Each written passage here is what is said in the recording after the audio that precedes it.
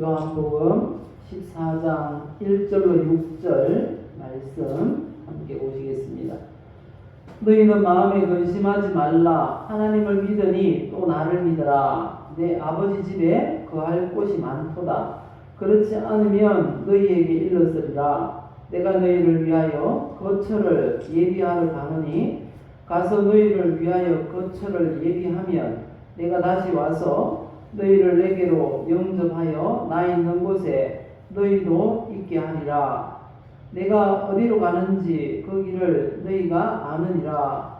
도마가 이르되 주여 주께서 어디로 가시는지 우리가 알지 못하거늘 그 길을 어찌 알겠사옵나이까. 예수께서 이르시되 내가 곧 길이요 진리요 생명이니 나로 말미암지 않고는 아버지께로 올 자가 없느니라. 아멘. 그레고 아이젠하우어라는 사람이 이런 책을 썼습니다.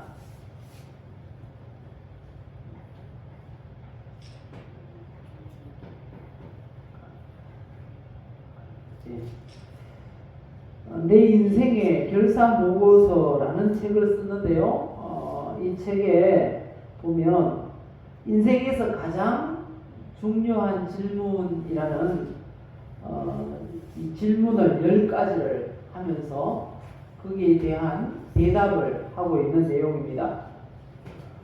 그 10가지 인생에서 가장 중요한 질문이 뭔가 하면요. 이런 것들입니다. 스스로 생각할 것인가?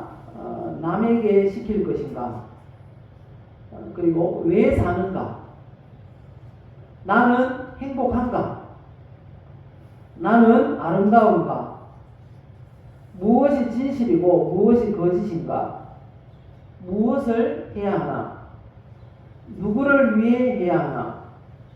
신은 있는가? 내 수호천사는 누구인가? 죽어서도 살 수 있을까? 이런 질문들입니다.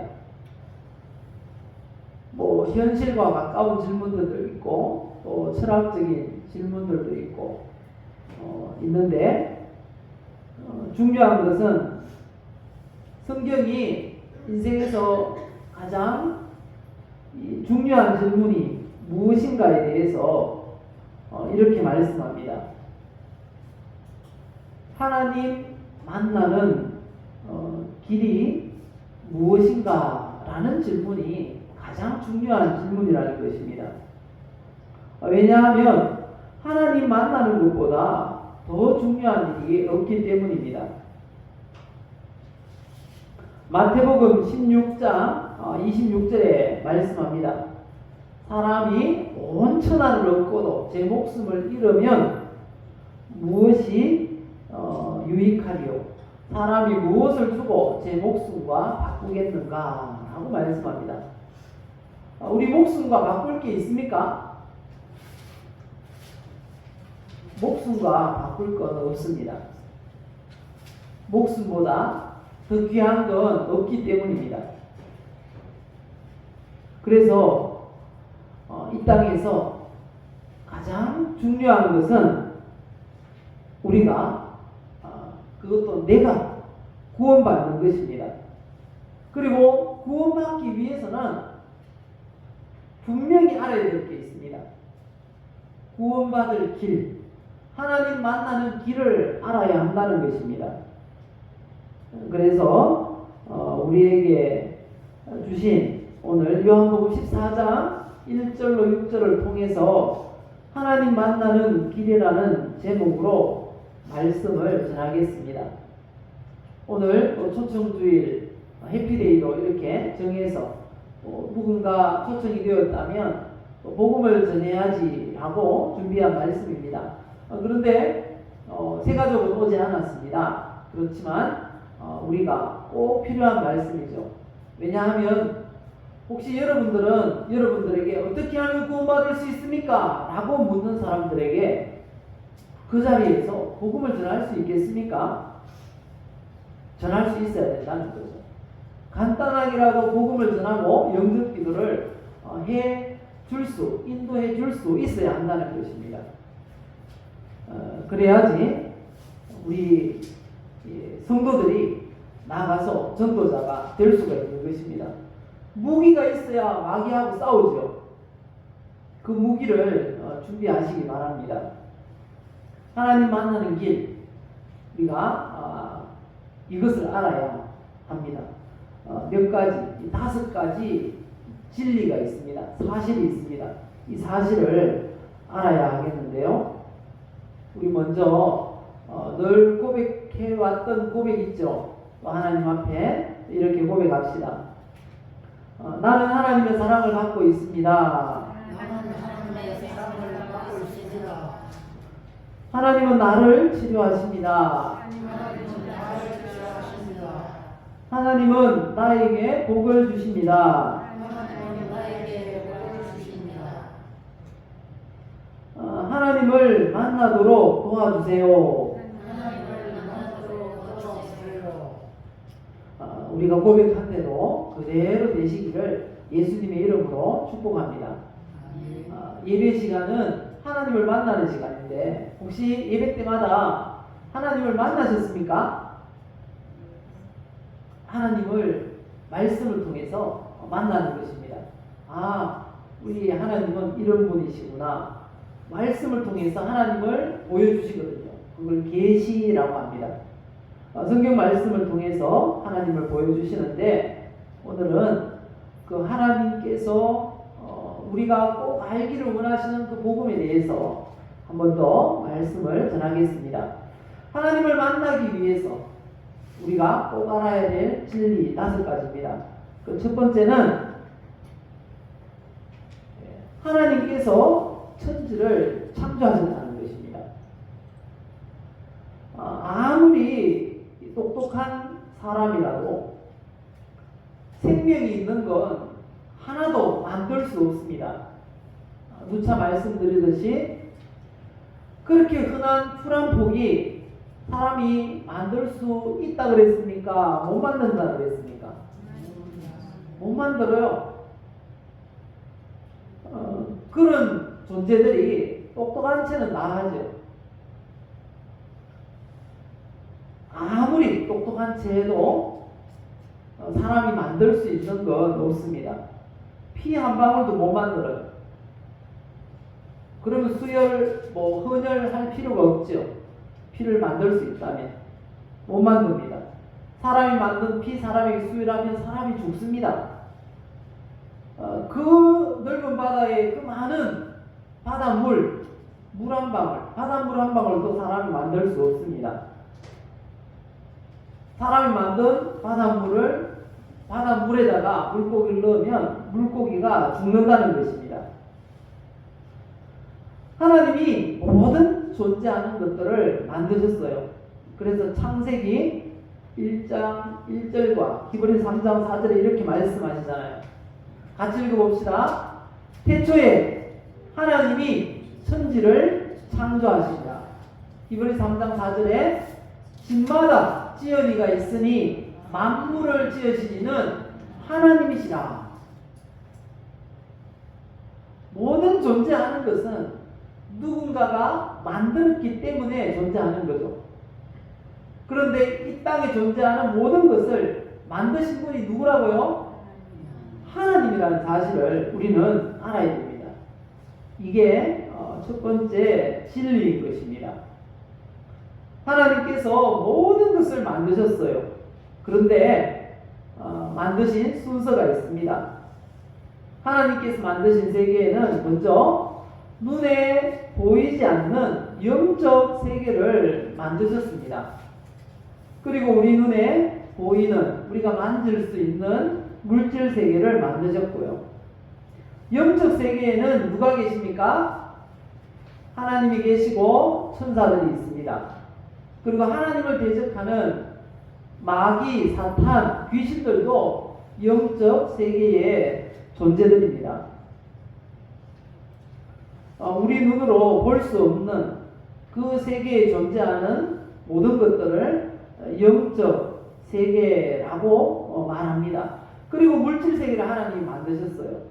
물질 세계에서 가장 기본이 되는 게 뭐죠? 흙입니다. 그리고 흙의 에너지를 식물이 먹고 삽니다. 그리고 식물의 에너지를 동물들이 먹고 삽니다. 이 보이는, 눈에 보이는 모든 것, 존재하는 모든 것, 우리 손으로 만지고 우리가 밟고 살아가는 이 모든 것은 물질 세계라고 합니다.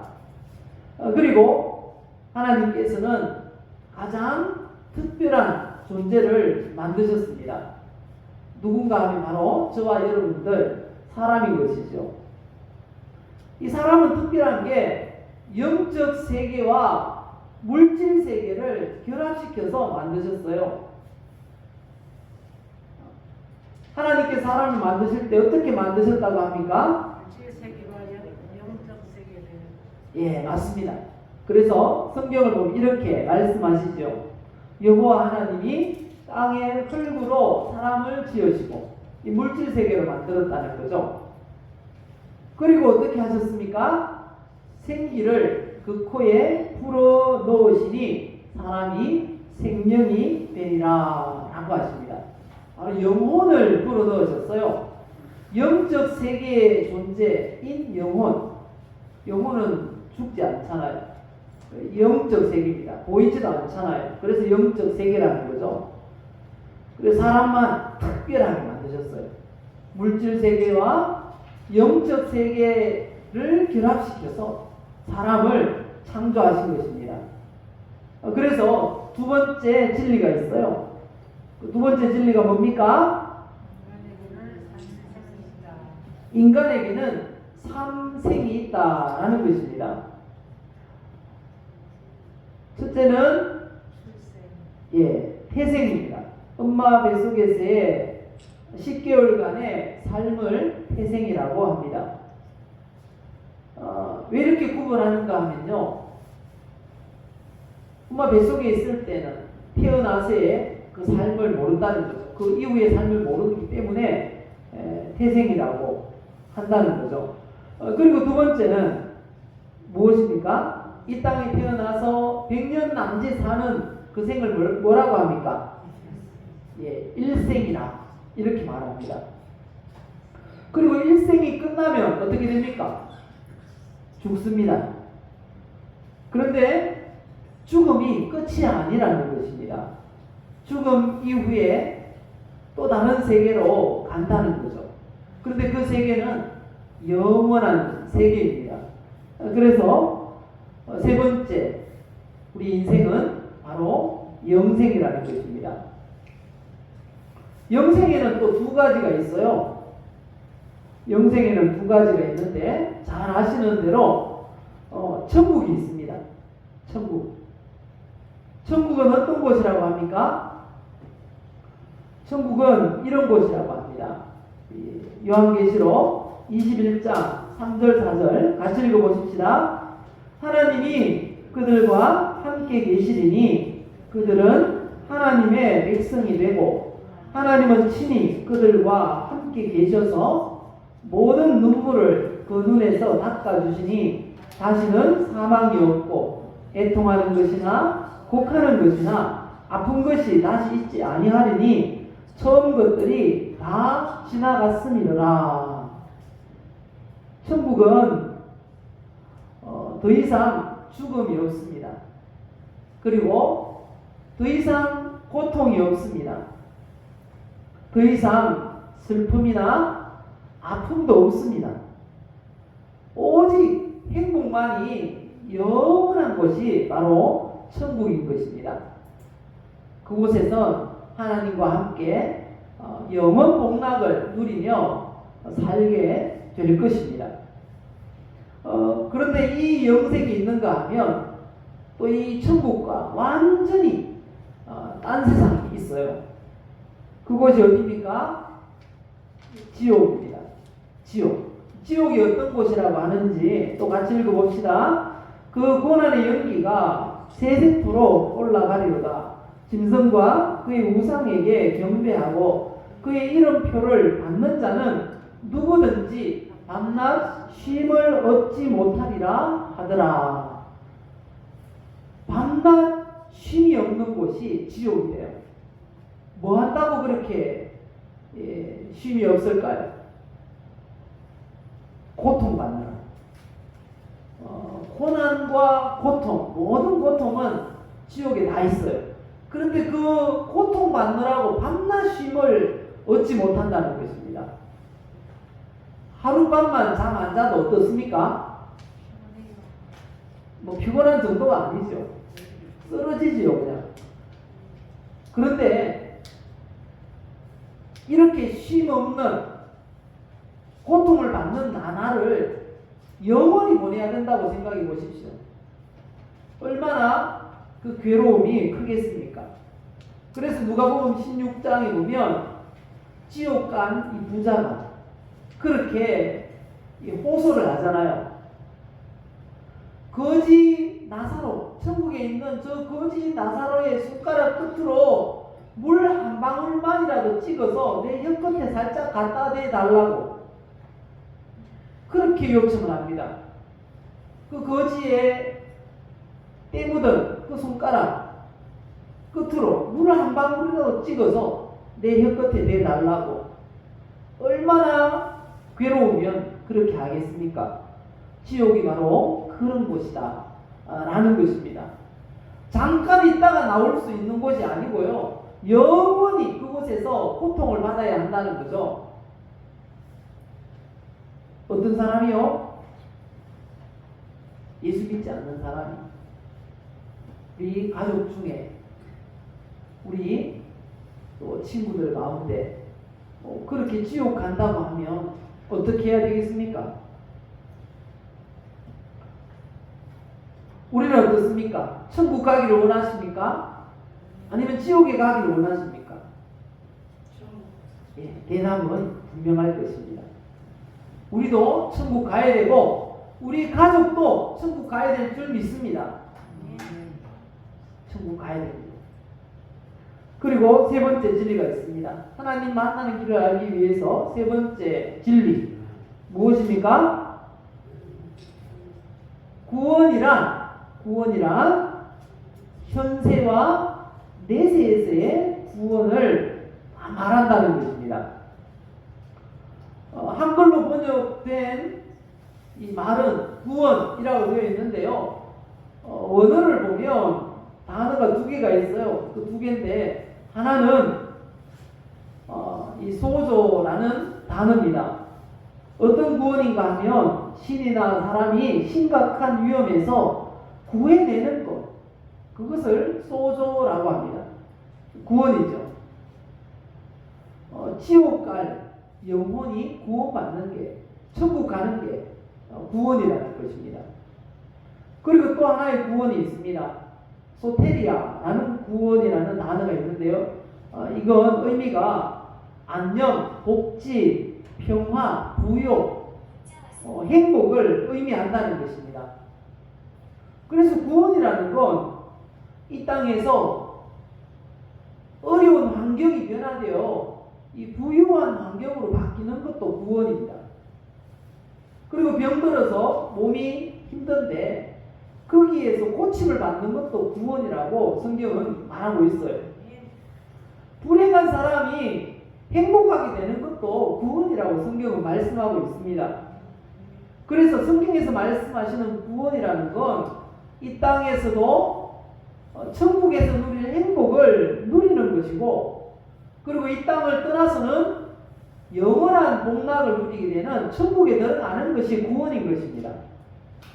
그래서 기독교에서 말하는 구원은 이 땅에서 그냥 겨우겨우 그냥 목숨만 부지하다가 천국 들어가는 게 아니고, 이 땅에서도 천국을 누리고 영원한 천국에 우리가 죽으면 들어가게 되는 게 온전한 구원이다 라는 것입니다.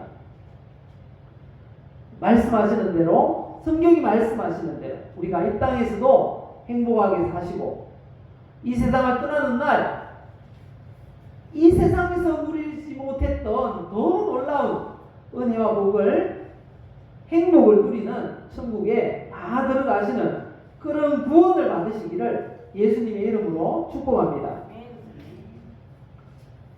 그리고 네 번째 진리입니다. 네 번째 진리 무엇입니까? 모든 사람에게 구원이 필요하다는 것입니다.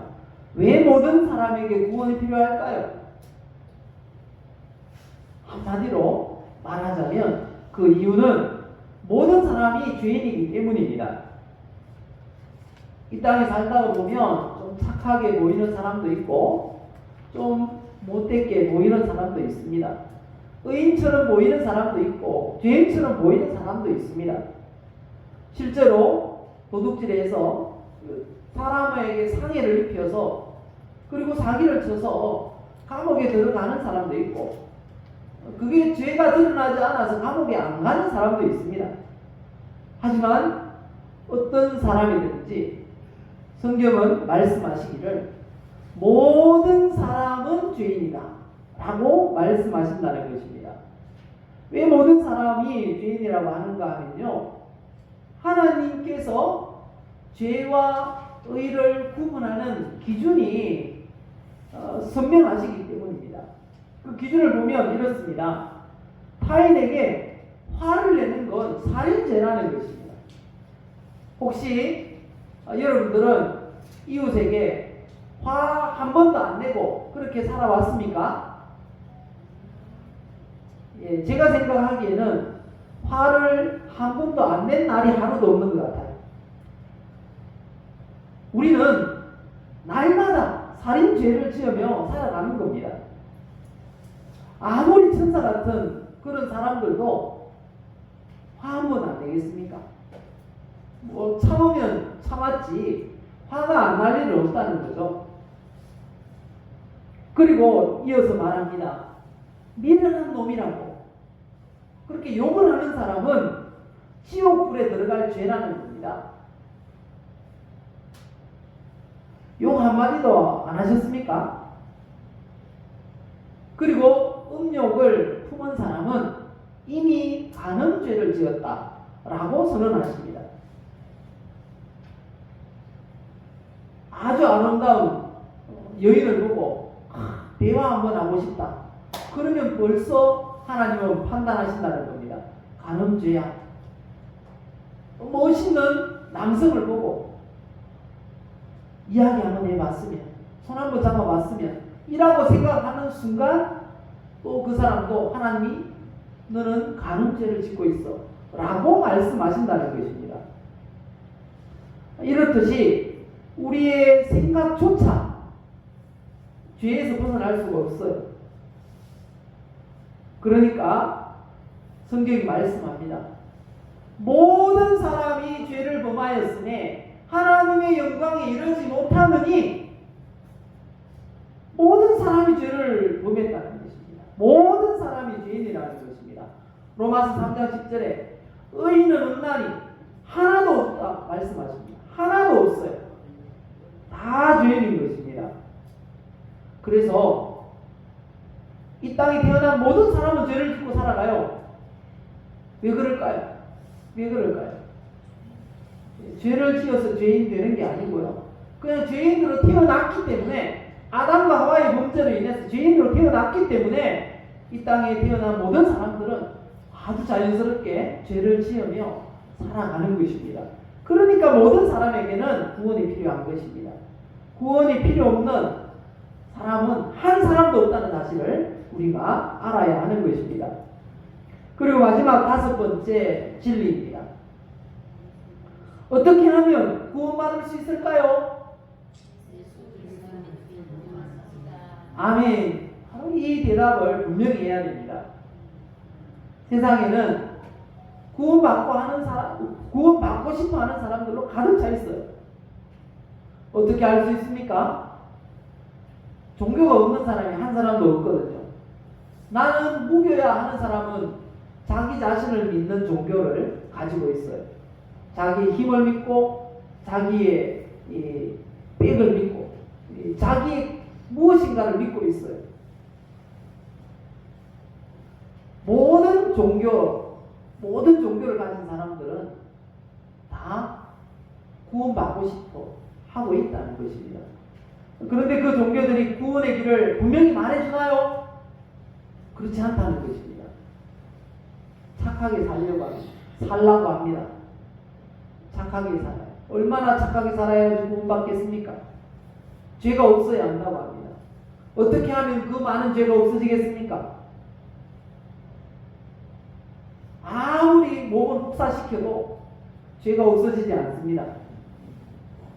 아무리 선행을 많이 해도 죄가 없어지지 않습니다. 그런데 성경은 이렇게 하면 구원받는다고 분명히 말씀하십니다. 잘 아시는 말씀 있죠? 크게 읽어봅시다.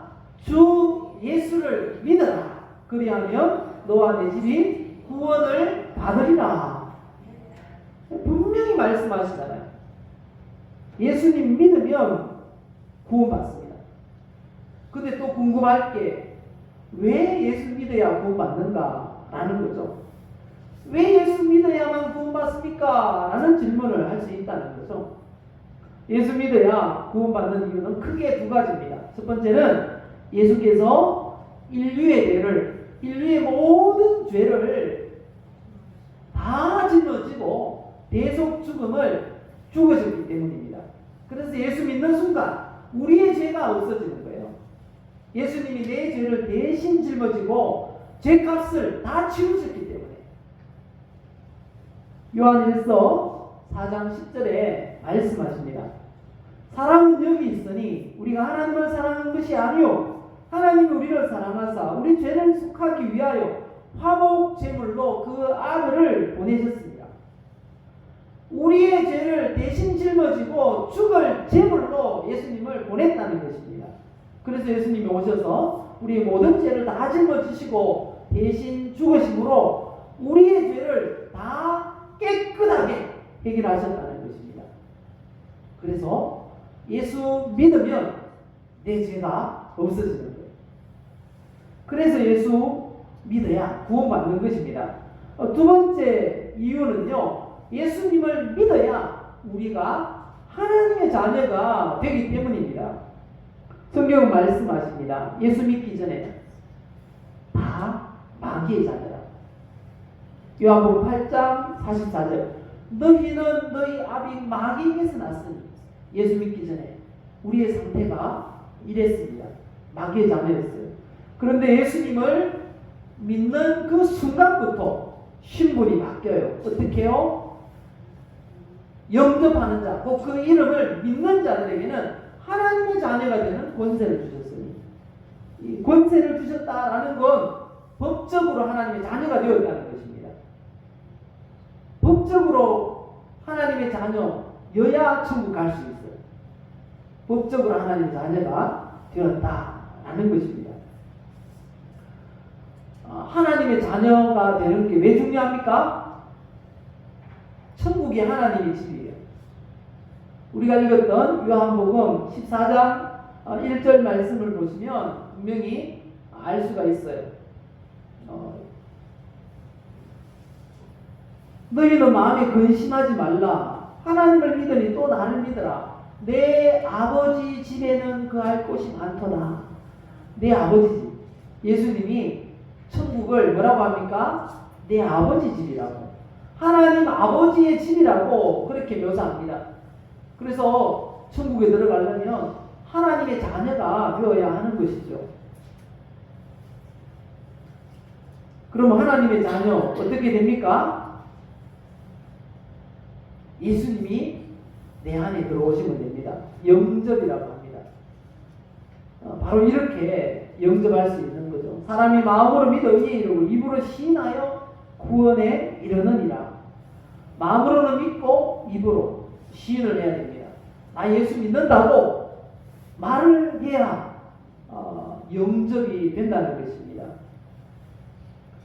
우리 예수 믿은 사람은 지금 여기 계신 분들은 다 구원받았어요. 다 구원받았습니다.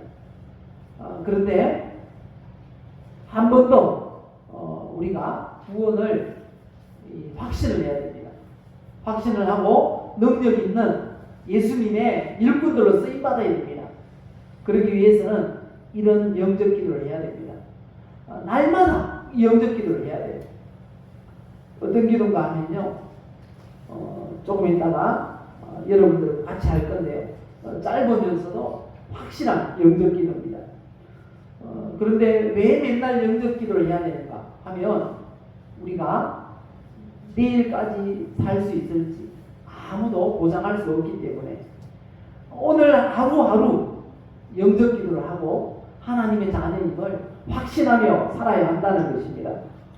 왜냐하면 모든 사람은 죽게 되어 있거든요. 그 시간은 알 수 없지만 하나님의 때에 우리는 죽습니다. 성경에 정해져 있어요. 한 번 죽는 것은 사람에게 정해진 것이요. 정해져 있습니다. 한 번은 죽게 되어 있기 때문에 언제 그 죽음이 나에게 임할지 모르기 때문에 매 순간순간 나는 예수님을 모시고 있어. 하나님의 자녀야. 지금 죽어도 천국 갈 수 있어. 라는 확신을 가지고 살아야 되는 것이죠. 우리 영적 기도 합시다. 예수 믿는 분들은 이런 영적 기도 하면 됩니다. 앞에 있는 영적 기도 같이 읽어봅시다. 하나님, 예수님의 보혈로 나의 죄를 씻어주시고 성령님이 임하게 해주세요. 한 번 더 합시다. 하나님, 예수님의 보혈로 나의 죄를 씻어주시고 성령님이 임하게 해주세요. 우리가 이 시간 고백했잖아요. 이렇게 기도했잖아요. 그러면 주님의 보혈로 우리의 모든 죄를 씻어주시고 성령께서 우리 가운데 임하신 줄 믿습니다. 우리가 이 땅을 살아갈 때 늘 건강하고 행복하게 살아야 됩니다. 그리고 이 세상 떠나서 천국 가야 됩니다. 믿으십니까?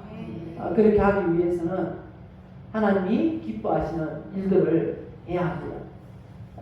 하나님이 가장 기뻐하시는 게 뭘까요? 하나님의 소원이 있어요.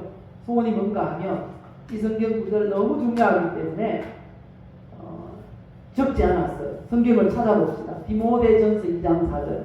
하나님의 소원은 이것이라고 말씀하세요. 하나님의 소원 뭔지. 디모데전서 2장 4절. 디모데전서 2장 4절. 하나님의 소원 찾았습니까? 디모데전서 2장 4절.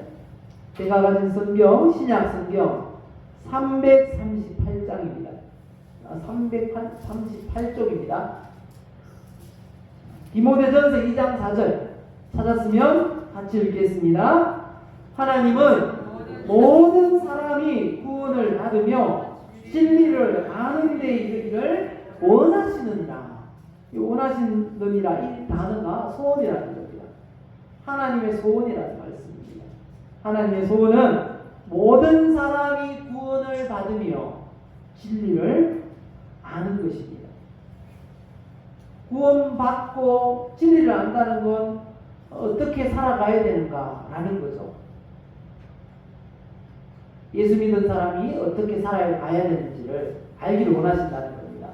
예수를 믿고 모든 사람이 예수를 믿고 구원받고 그리고 어떻게 살아가야 될지를 아는 게 하나님의 소원이라는 거죠. 그래서 하나님의 소원, 하나님이 가장 기뻐하시는 일이지요. 영혼 구원을 위해서 한 달간 열심히 달려가시기 바랍니다. 그래서 오늘은 해피데이 현수막으로 붙었는데 새 가족이 없었어요. 그런데 한 달 뒤에 우리 3월 26일이더라고요. 오늘은 며칠입니까? 2월 26일인데 달력이 똑같아요. 조금 3월 달과 좀 똑같아요. 3월 26일 해피데이 때는 꼭 새 가족들 함께 예배할 수 있기를 소망합니다. 우리 함께 기도합시다. 이 시간 기도하실 때 하나님, 믿지 않는 우리 가족, 믿지 않는 우리 마을에 함께 살아가는 친구들, 믿지 않는 회사의 동료들, 믿지 않는 우리 동기들, 믿지 않는 우리 주변의 지인들, 하나님 예수 믿고 구원받게 하시고 진리를 알아서 하나님 말씀대로 살아갈 수 있도록 하나님 도와주옵소서. 주여 한번 부르시고 함께 기도하겠습니다.